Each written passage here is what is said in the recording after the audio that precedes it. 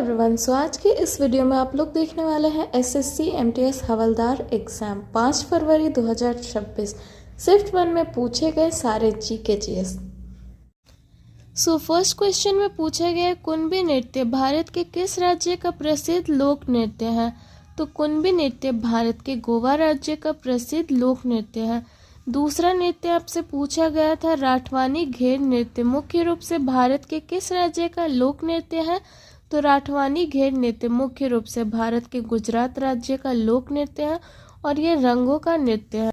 Next question में पूछा गया प्रसिद्ध उपन्यास लेडीज टेलर के लेखक कौन है। तो प्रसिद्ध उपन्यास लेडीज टेलर की लेखिका है प्रिया हजेला।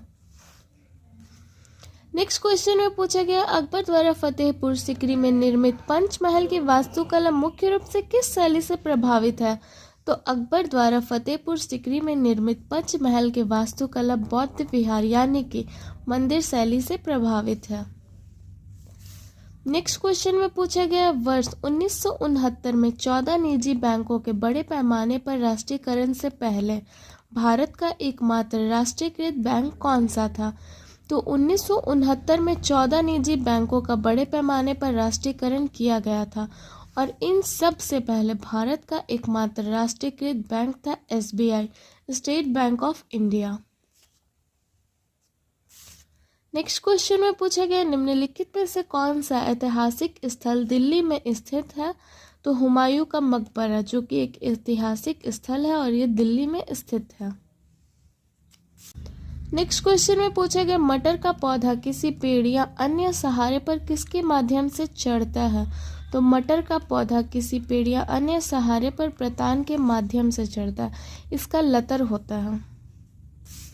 नेक्स्ट क्वेश्चन में पूछा गया है 297 ईसा पूर्व में चंद्रगुप्त मौर्य के बाद मौर्य सिंहासन पर कौन बैठा था। तो 297 ईसा पूर्व में चंद्रगुप्त मौर्य के बाद मौर्य सिंहासन पर बैठने वाले हैं बिंदुसार। नेक्स्ट क्वेश्चन में पूछा गया प्रयागराज में महाकुंभ का आयोजन कितने वर्षों के अंतराल पर किया जाता है। तो प्रयागराज में महाकुंभ का आयोजन 144 वर्षों के अंतराल पर किया जाता है। सिर्फ महाकुंभ का आयोजन 144 वर्ष के बाद किया जाता है। अगर ऐसे कुंभ का सिर्फ पूछे तो वो 12 वर्षों के बाद किया जाता है। नेक्स्ट क्वेश्चन में पूछा गया अमरबेल और चिड़चिड़ी किस प्रकार के जीवों के उदाहरण है। तो अमरबेल और चिड़चिड़ी ये परजीवी यानी कि पैरासाइट्स जीवों के उदाहरण है। परजीवी का मतलब होता है अपने भोजन के लिए किसी और पर निर्भर होना, उन्हें परजीवी कहते हैं। नेक्स्ट क्वेश्चन में पूछा गया वायुमंडल की सबसे निचली परत क्षोभ मंडल की औसत ऊंचाई कितनी है। तो वायुमंडल की सबसे निचली परत जिसे क्षोभ मंडल कहते हैं उसकी औसत ऊंचाई 13 किलोमीटर है। लेकिन आपको ये याद रहे कि इसकी ऊंचाई हर जगह समान नहीं होती है। पोल पे इसकी ऊंचाई 8 किलोमीटर है। नेक्स्ट क्वेश्चन में पूछा गया है प्रसिद्ध बंगाली उपन्यास आनंद मठ के लेखक कौन है। तो आनंद मठ के लेखक है बंकिम चंद्र चट्टोपाध्याय और उनकी ये उपन्यास 1882 को प्रकाशित हुई थी। नेक्स्ट क्वेश्चन में पूछा गया है वाद्य यंत्रों के वर्गीकरण के अनुसार मेम्ब्रोफोन किस प्रकार के वाद्य यंत्र होते हैं।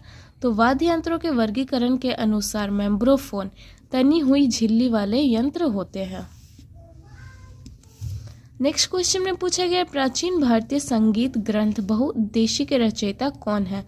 तो प्राचीन भारतीय संगीत ग्रंथ बहुउद्देश्य के रचयिता है मतंग मुनि। नेक्स्ट क्वेश्चन में पूछा गया है चालकोलिथिक शब्द का प्रयोग इतिहास के किस काल को दर्शाने के लिए किया गया था।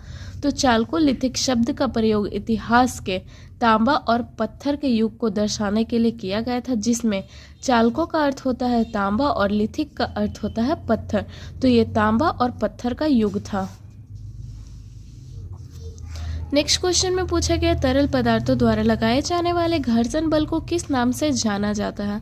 तो तरल पदार्थों द्वारा लगाए जाने वाले घर्षण बल को कर्षण या फिर ड्रैग के नाम से जाना जाता है। नेक्स्ट क्वेश्चन में पूछा गया वह तापमान जिस पर वायुमंडलीय दबाव पर कोई ठोस पिघलकर द्रव बन जाता है क्या कहलाता है। तो वो तापमान जिस पर वायुमंडलीय दबाव पर कोई ठोस पिघलकर द्रव बन जाता है उसे गलनांक बिंदु कहते हैं।